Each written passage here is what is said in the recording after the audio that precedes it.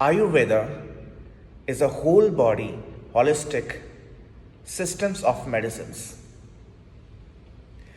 It's began in India more than 3000 years ago. Ayurveda is the study of life.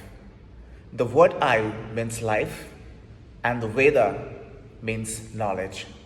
So the study of life is called as Ayurveda.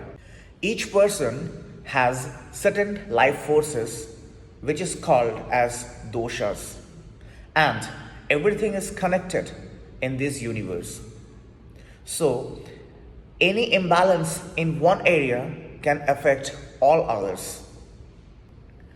And when this imbalance is not fixed, then the illness, diseases can occur.